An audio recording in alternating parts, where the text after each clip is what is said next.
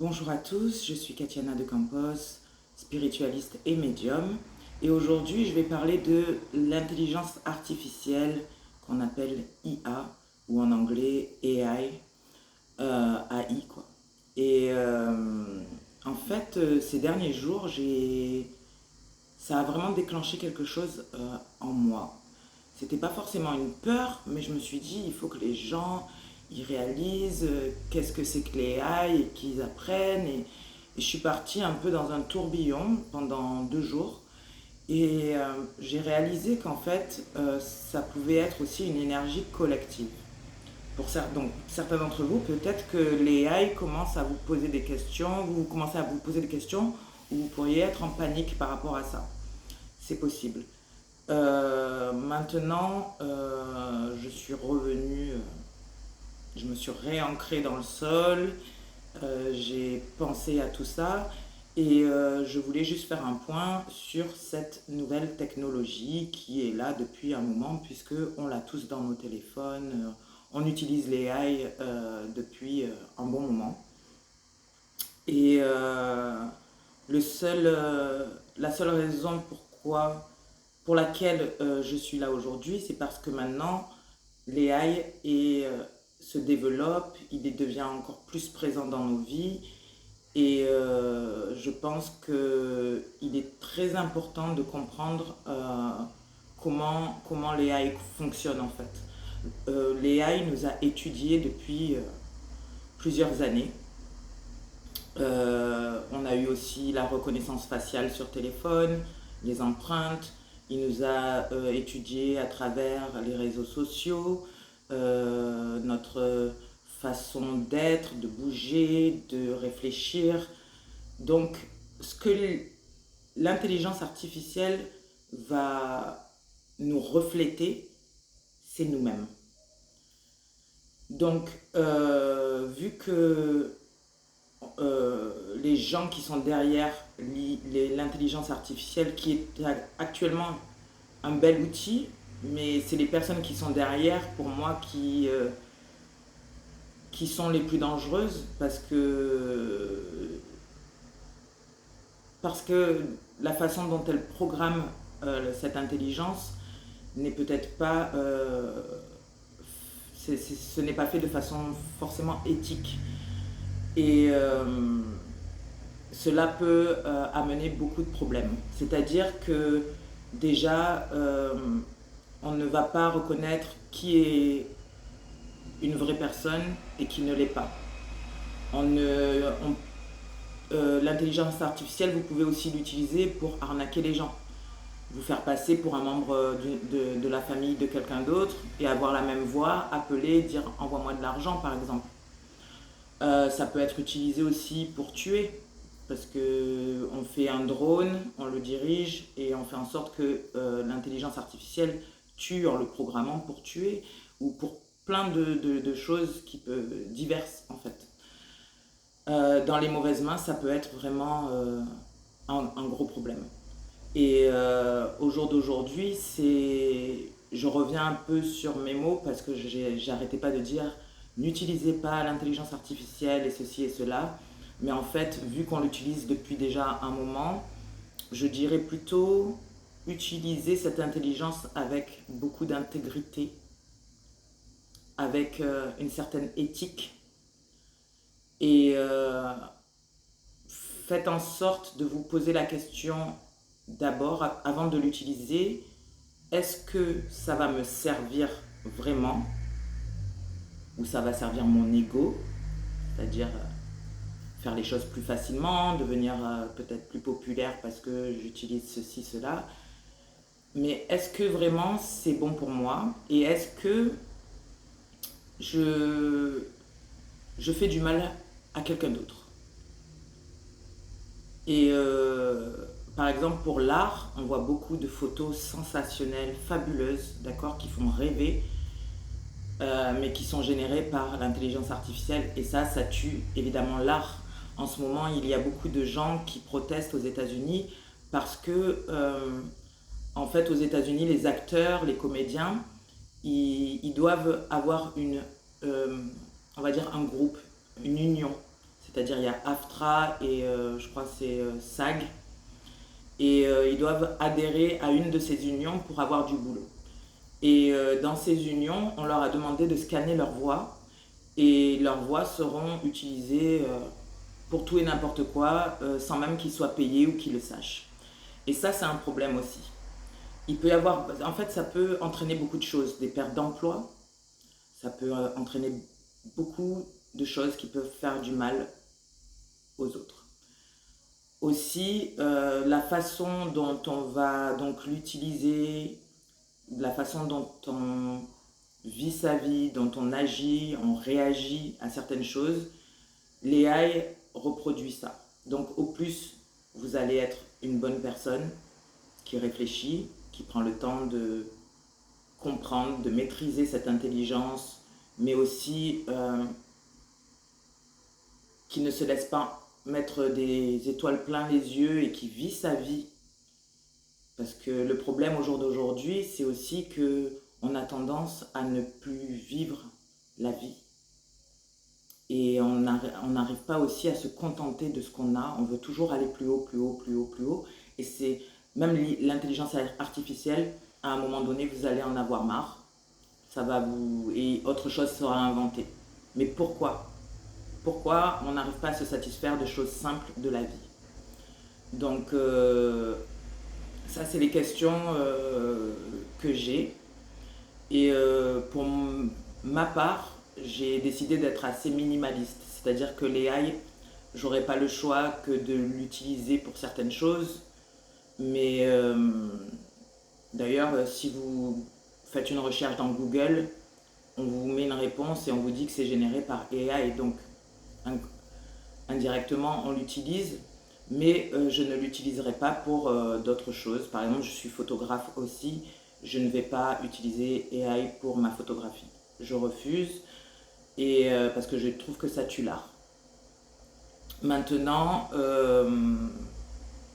évidemment, ça sera votre choix. Ça va être, il faudrait que les gens prennent conscience de cela collectivement et fassent au mieux.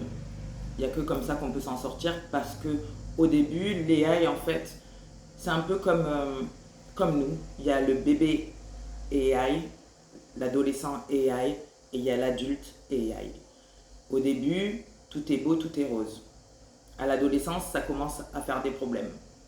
Et la version adulte, elle est plus réglementée, plus stable et mieux, elle est plus adéquate. Donc, ce qui serait bien, en fait, au jour d'aujourd'hui, ça serait que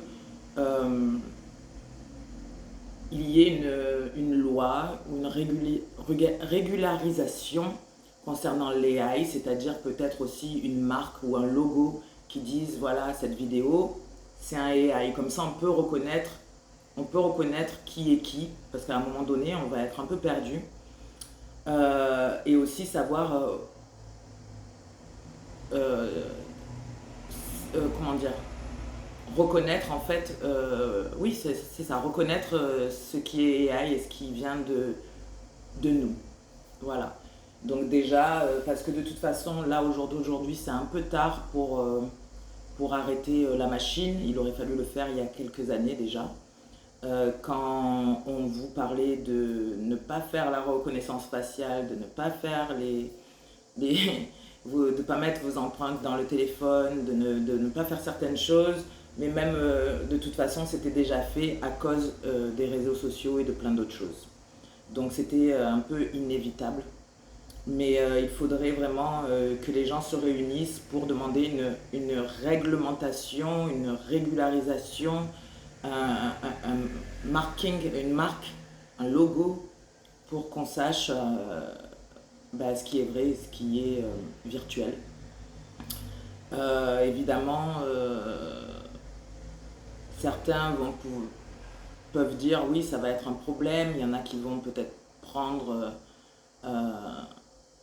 une petite amie ou un petit ami ou un ami AI. Mais je pense qu'à un moment donné, vous en aurez marre, et que vous reviendrez à tout ce qui est plus humain.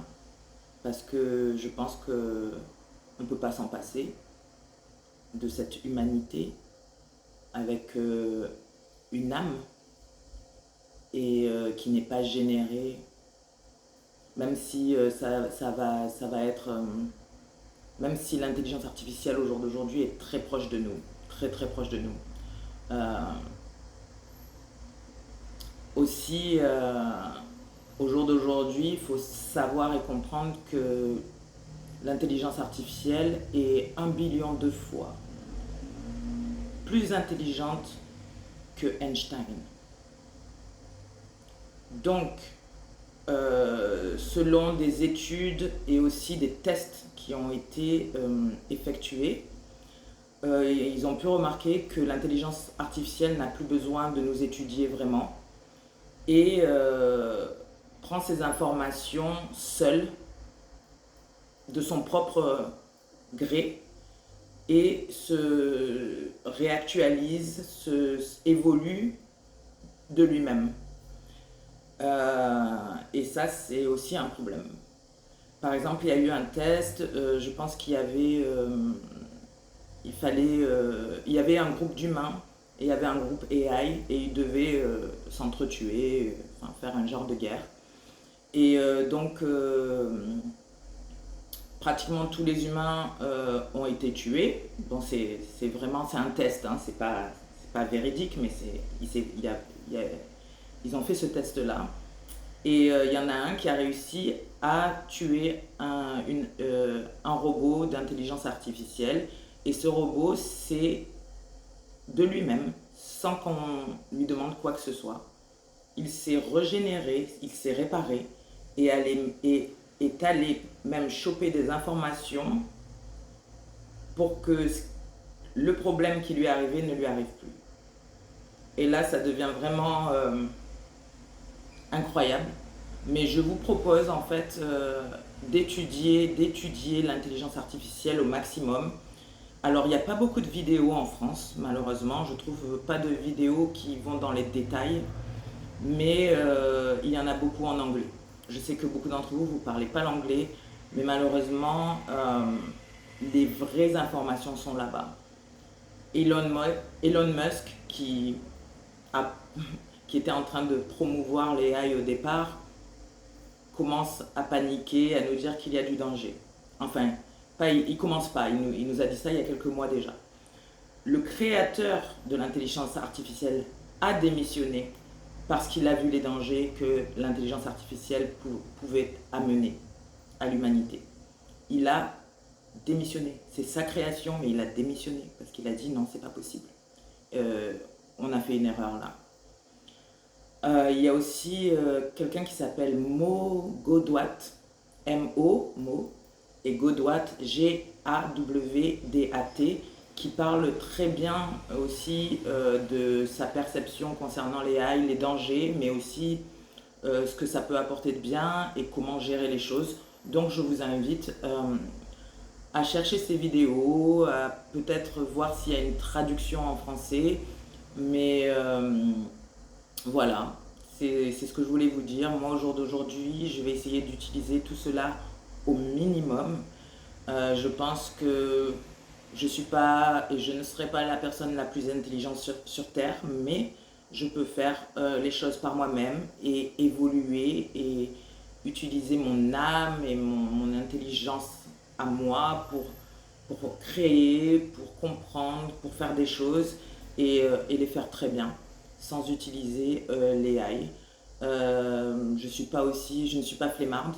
Donc j'ai pas besoin d'aller plus vite que quelqu'un d'autre, ou en compétition, j'ai pas besoin d'aller plus vite que quelqu'un d'autre, ou j'ai pas besoin de l'intelligence artificielle pour faire mes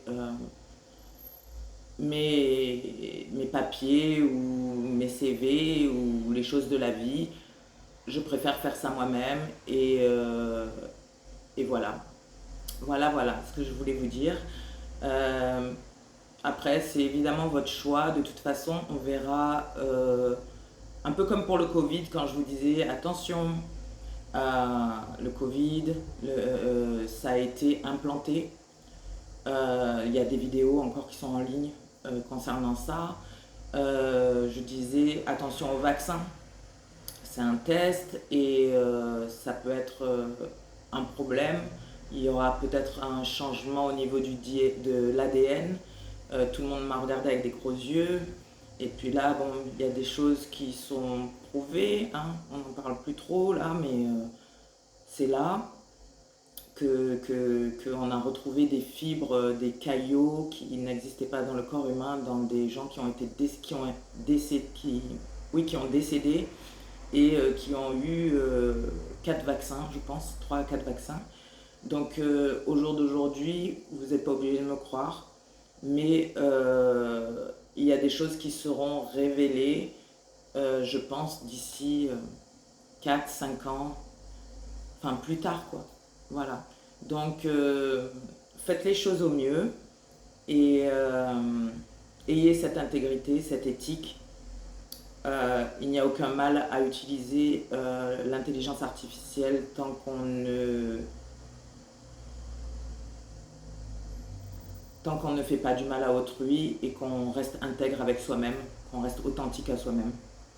Voilà, qu'on se pose les bonnes questions. Est-ce que j'ai vraiment besoin de ça tout de suite ou est-ce que ça va vraiment m'aider?